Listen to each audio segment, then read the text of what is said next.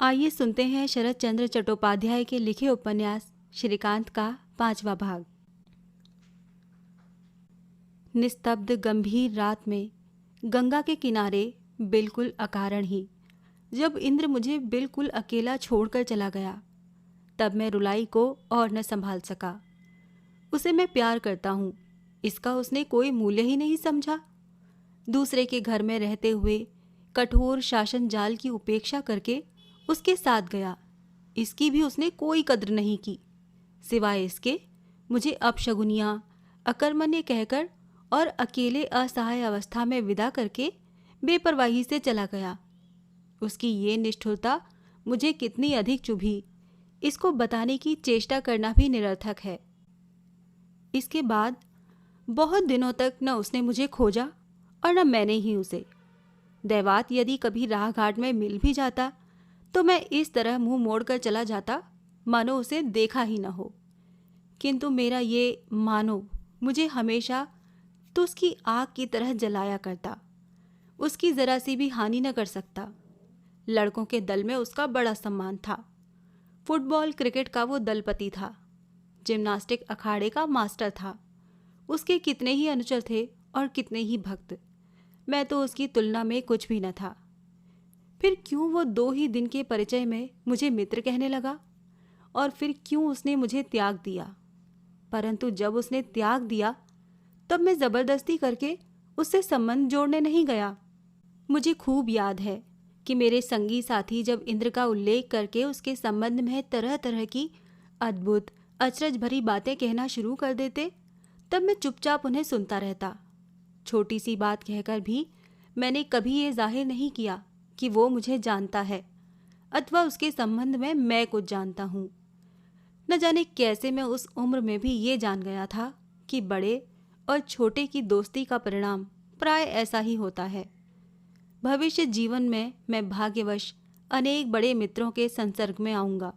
इसीलिए शायद भगवान ने दया करके ये सहज ज्ञान मुझे दे दिया था, जिससे कि मैं कभी किसी भी कारण से अपनी अवस्था का अतिक्रमण करके, अर्थात अपनी योग्यता का ख्याल किए बिना मित्रता का मूल्य आंकने न जाऊं।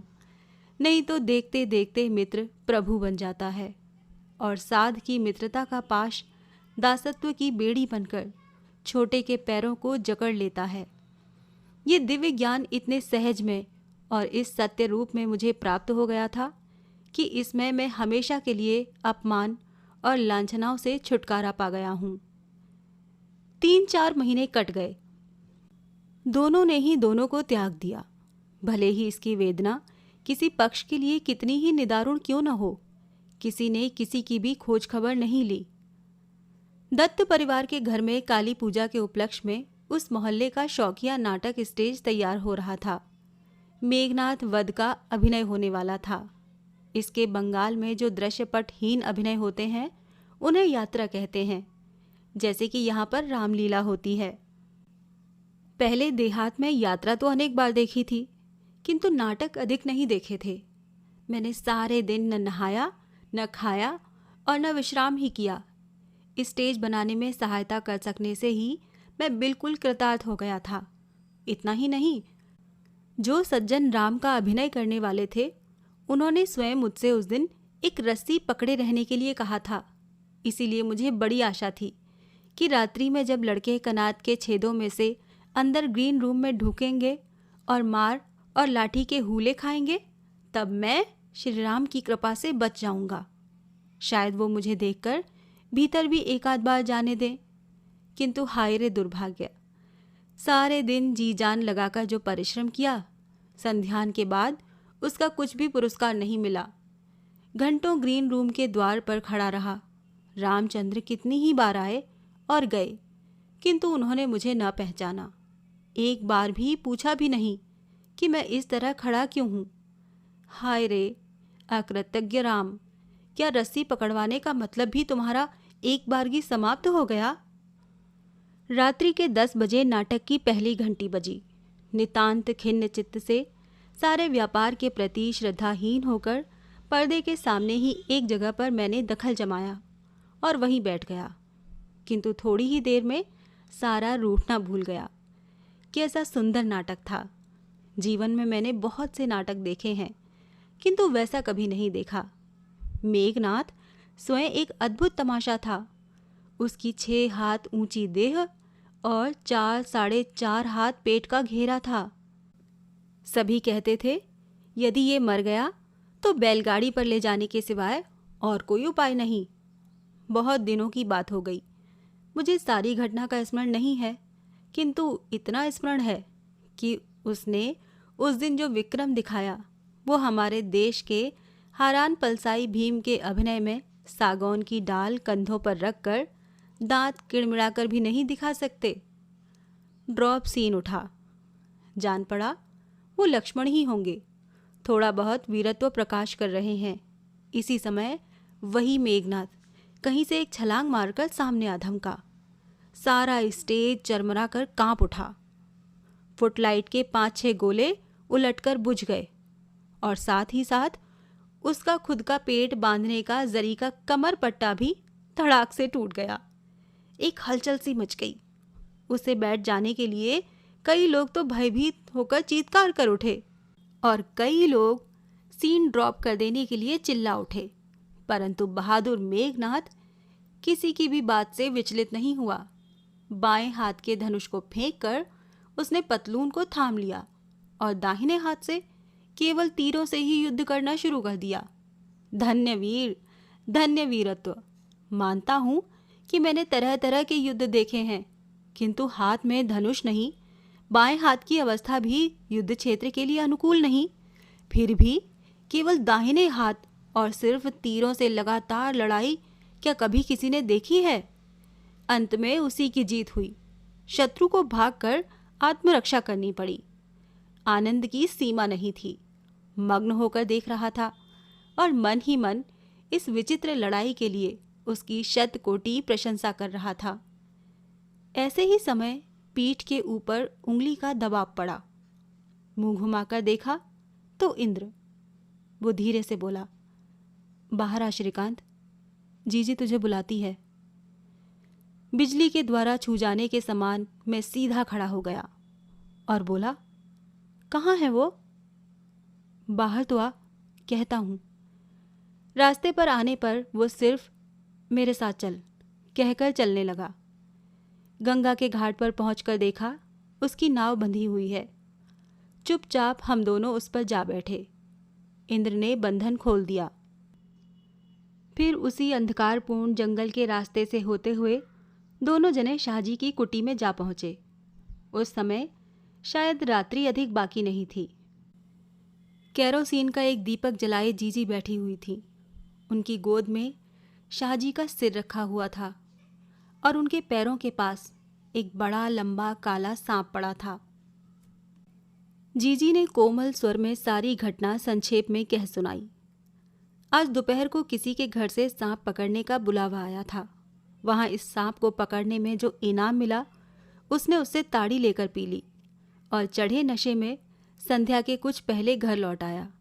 फिर जीजी के बार बार मना करने पर भी वो सांप को खिलाने के लिए उद्यत हुआ और देर तक खिलाता भी रहा, परंतु अंत में खेल को समाप्त करने के पहले जब वो उसे पूंछ पकड़कर हांडी में बंद करने लगा, तब नशे की झोंक में आकर ज्यों ही उसके मुख को अपने मुख के पास लाकर चुंबन करके अपना प्यार प्रकट करने लगा, त्यों ही उसने भी अपना प्यार व्यक्त करने को शाहजी के गले पर तीव्र चुंबन अंकित कर दिया। जीजी ने अपने मैले आंचल के छोर से अपनी आंखें पोंछते हुए मुझे लक्ष्य करके कहा, श्रीकांत, उस समय उसे ज्ञात हुआ कि अब समय अधिक नहीं है, और तब उन्होंने ये कहकर कि अरे अब हम दोनों इस दुनिया से एक साथ ही कूच करें, सांप के सिर को पैर के नीचे दबा लिया और दोनों हाथों से उसकी पूंछ खींचकर इतना लंबा करके फेंक दिया। इसके बाद ही दोनों का ही खेल समाप्त हो गया। इतना कहकर उन्होंने हाथ से अत्यंत वेदना के साथ शाहजी के मुख के ऊपर का कपड़ा दूर कर दिया और बहुत सावधानी से उसके नीले होठों को अपने हाथ से स्पर्श करके कहा, जाने दो, अच्छा ही हुआ इंद्रनाथ, भगवान को मैं तनिक भी दोष नहीं देती। हम दोनों में से किसी से कुछ भी बोलते न बन पड़ा। उस कंठ स्वर में जो मर्मांतिक वेदना, जो प्रार्थना और जो घना अभिमान प्रकाशित हुआ, उसे जिसने सुना उसके लिए भूल जाना इस जीवन में कभी संभव नहीं। किंतु किसके लिए था ये अभिमान, और प्रार्थना भी किसके लिए? कुछ देर स्थिर रहकर वो बोली, तुम लोग अभी बच्चे हो, किंतु दोनों को छोड़कर मेरा तो कोई और है नहीं भाई। इसीलिए तुमसे भिक्षा मांगती हूँ कि इनका कुछ उपाय कर जाओ। फिर उंगली से कुटी के दक्षिण ओर के जंगल को बताकर कहा, वहाँ पर जगह है इंद्रनाथ। बहुत दिनों से मेरी इच्छा थी कि यदि मैं मर जाऊं तो उसी जगह जाकर सो जाऊं। सुबह होते ही उसी जगह ले जाकर इन्हें सुला देना। इस जीवन में इन्होंने अनेक कष्ट भोगे हैं, वहाँ कुछ शांति पाएंगे। इंद्र ने पूछा, शाहजी क्या कब्र में दफनाए जाएंगे? जीजी बोली, मुसलमान जब हैं तब कब्र में ही दफनाना होगा भाई। इंद्र ने पुनः पूछा, जीजी क्या तुम भी मुसलमान हो? जीजी बोली, हाँ, मुसलमान नहीं तो और क्या हूं। उत्तर सुनकर इंद्र भी मानो कुछ संकुचित और कुंठित हो उठा। उसके चेहरे के भाव से अच्छी तरह देख पड़ता था कि इस जवाब की उसने आशा नहीं की थी। जीजी को वो दरअसल चाहता था, इसीलिए मन ही मन वो एक गुप्त आशा पोषण कर रहा था कि उसकी जीजी उसी के समाज की एक स्त्री है। परंतु मुझे उनके कहने पर विश्वास नहीं हुआ। खुद उनके मुंह से स्वीकारोक्ति सुनकर भी मेरे मन में ये बात न बैठी कि वो हिंदू कन्या नहीं है। बाकी रात भी कट गई। इंद्र निर्दिष्ट स्थान में जाकर कब्र खोदाया और हम तीनों जनों ने ले जाकर शाहजी की मृतदेह को समाहित कर दिया।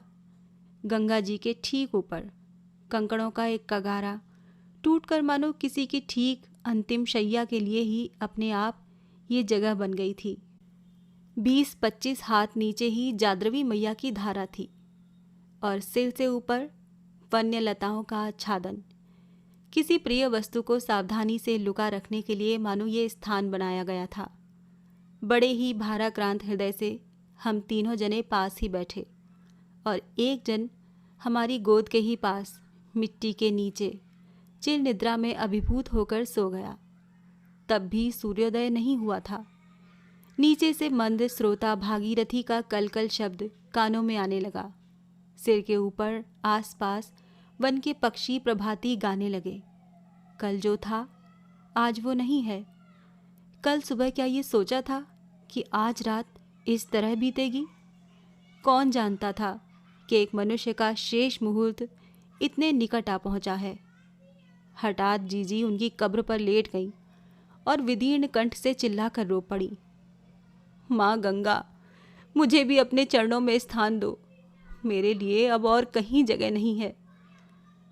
उनकी ये प्रार्थना, वो निवेदन कितना मर्मांतिक सत्य था, ये उस दिन मैं उतनी तीव्रता से अनुभव नहीं कर सका था जितना कि उसके 2 दिन बाद कर सका। इंद्र ने एक बार मेरी ओर आंखें उठाकर देखा। इसके बाद उस आर्त स्वर में कहा, जीजी तुम मेरे यहाँ चलो। मेरी माँ अब भी जीती हैं। वो तुम्हें फेंकेंगी नहीं, अपनी गोद में उठा लेंगी। वो प्रेम मूर्ति हैं। एक बार चलकर तुम सिर्फ उनके सामने खड़ी भर हो जाना। चलो, तुम हिंदू की ही लड़की हो जीजी, मुसलमानिन किसी तरह भी नहीं। जीजी कुछ बोली नहीं। कुछ देर उसी तरह मूर्छित सी पड़ी रहीं और अंत में उठ बैठी। इसके बाद उठकर हम तीनों ने गंगा स्नान किया। जीजी ने हाथ की चूड़ियाँ और सुहाग की कंठी तोड़कर गंगा में बहा दी। मिट्टी से मस्तक का सिंदूर पोंछकर सदविधवा के वेश में सूर्योदय के साथ ही वो कुटी में लौट आईं। इतने दिनों बाद पहले पहल आज उन्होंने कहा कि शाहजी उनका पति था, किंतु इंद्र के मन में ये बात अच्छी तरह जमकर बैठती ही नहीं थी। संदिग्ध स्वर से उसने पूछा, किंतु तुम तो हिंदू की लड़की हो जीजी? जीजी बोली, हाँ, ब्राह्मण की लड़की हूँ, और वो भी ब्राह्मण थे। इंद्र कुछ देर अवाक हो रहा, फिर बोला, उन्होंने अपनी जात क्यों छोड़ दी? जीजी बोली। सो बात मैं अच्छी तरह नहीं जानती भाई, किंतु जब उन्होंने अपनी जात खो दी तो उसके साथ मेरी भी खो गई। स्त्री सहधर्मिणी जो है, नहीं तो वैसे मैंने अपने हाथों अपनी जाति भी नहीं छोड़ी और किसी दिन किसी तरह का अनाचार भी नहीं किया। इंद्र गाढ़े स्वर में बोला। सो तो मैं देखता हूँ जीजी, इसीलिए तो जब तक मेरे मन में यही बात आती रही है। मुझे माफ़ करना जीजी, तुम कैसे यहाँ आ पड़ी, तुम्हारी किस तरह ऐसी दुर्बुद्धि हुई, परंतु अब मैं तुम्हारी कोई बात नहीं मानूंगा। मेरे घर तुम्हें चलना ही पड़ेगा। चलो, इसी वक्त चलो। जीजी कुछ देर तक चुपचाप मानो कुछ सोचती रही, फिर मुंह उठाकर धीरे धीरे बोली। अभी मैं कहीं नहीं जा सकूंगी इंद्रनाथ। क्यों नहीं जा सकोगी जीजी? मुझे मालूम है कि वो कुछ देना कर गए हैं। जब तक उसे चुका न दूं, तब तक मैं कहीं हिल भी नहीं सकती।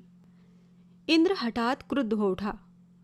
सो तो मैं भी जानता हूँ, ताड़ी की दुकान का, गांजे की दुकान का ज़रूर कुछ देना होगा, किंतु इससे तुम्हें क्या?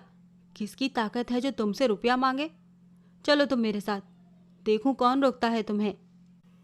इतने दुख में भी जीजी को कुछ हंसी आ गई। बोली, अरे पागल, मुझे रोकने वाला मेरा खुद का ही धर्म है। पति का ऋण मेरा खुद का ही ऋण है, और उन लेने वालों को तुम किस तरह रोक सकोगे भाई? ये नहीं हो सकता। आज तुम लोग घर जाओ। मेरे पास जो कुछ थोड़ा बहुत है उसे बेच बाच कर कर्ज चुकाने की कोशिश करूंगी। कल परसों फिर किसी दिन आना। इतनी देर में चुपचाप ही था। इस बार बोला, जीजी, मेरे पास घर में और भी 4-5 रुपए पड़े हैं, ले आऊं क्या?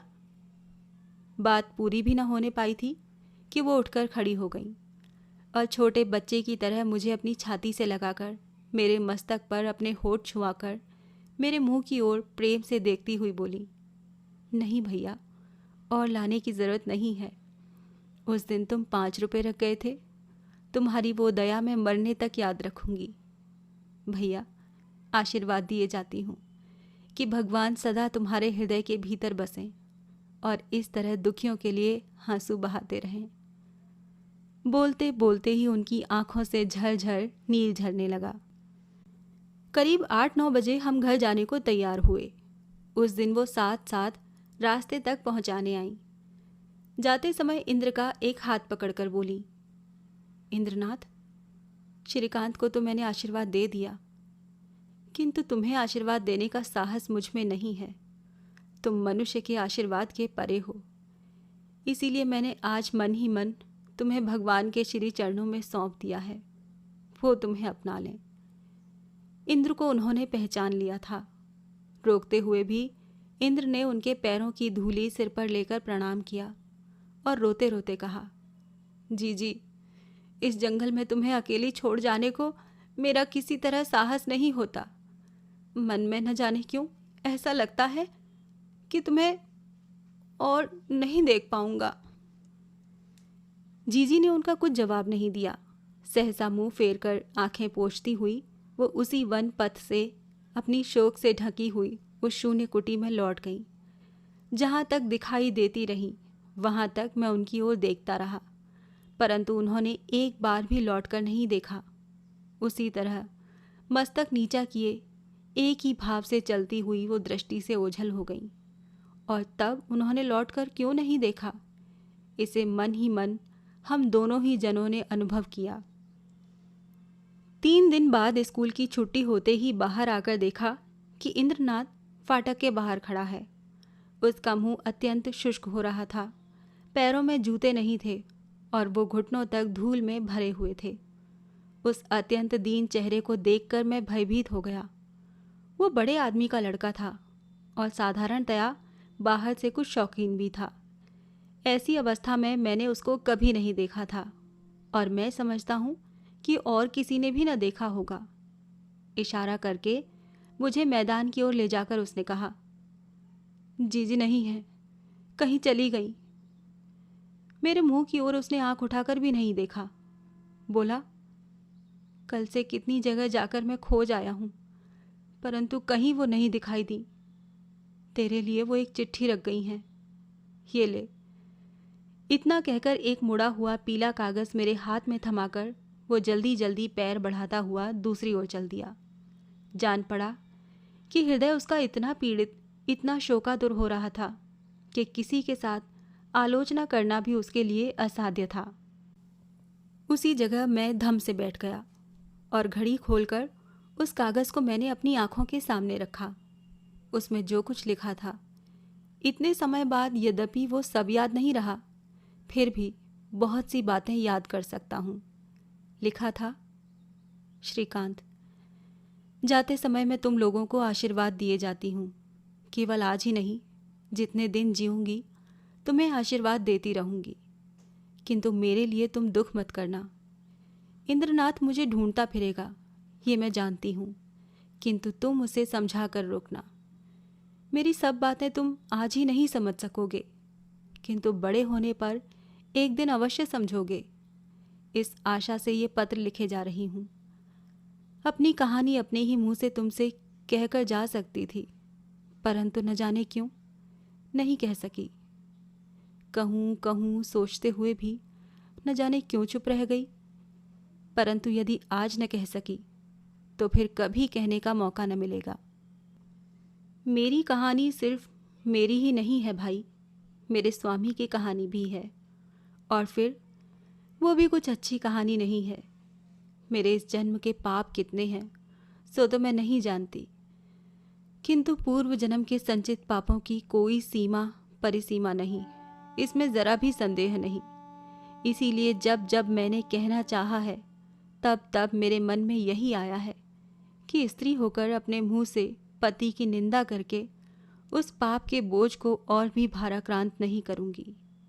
किंतु अब वो परलोक चले गए, और परलोक चले गए इसीलिए उसके कहने में कोई दोष नहीं है, ये मैं नहीं मानती।